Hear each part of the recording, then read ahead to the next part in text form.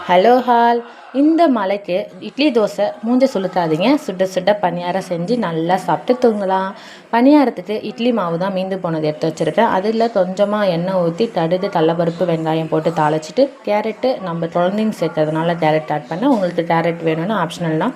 அது கூட நீங்கள் கொத்தமல்லி சேர்த்து வேணும்னா பச்சை மிளகா இல்லைன்னா காஞ்ச மிளகா உங்கள் இஷ்டம் தான். நீங்கள் போட்டுட்டு நல்லா வதக்கி அதை கொஞ்சம் இட்லி மாவில் நீங்கள் போட்டு மிக்ஸ் பண்ணி ஒரு 10 நிமிஷம் ஊறட்டும். எடுத்து வச்சிடலாம். நம்ம சட்னிக்கு தேங்காய் சட்னி தான் போட போகிறோம். பச்சை மிளகா, தேங்காய், கொத்தமல்லி, சின்ன சைஸ் வெங்காயம், ஒரு 2 பல்லு பூண்டு, ஒரு கொஞ்சோண்டு பொட்டுக்கடலை, இது எல்லாத்தையும் போட்டு உப்பு போட்டு நல்லா அரைச்சி எடுத்துக்கலாம்.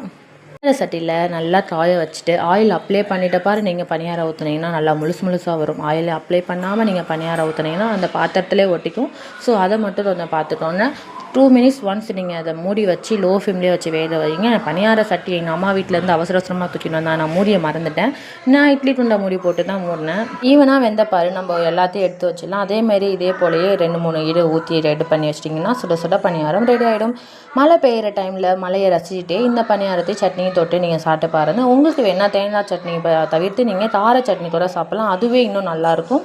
இந்த ரெசிபியை செஞ்சு பார்த்துட்டு நீங்களும் நல்லா சாப்பிட்டுட்டு எப்படி வந்துடுதுன்னு சொல்லுங்கள். வீடியோ பிடிச்சிருந்தா ஃபாலோ பண்ணிவிட்டு லைக் போட்டுருங்க. இன்னொரு வீடியோவில் பார்க்கலாம். பாய்.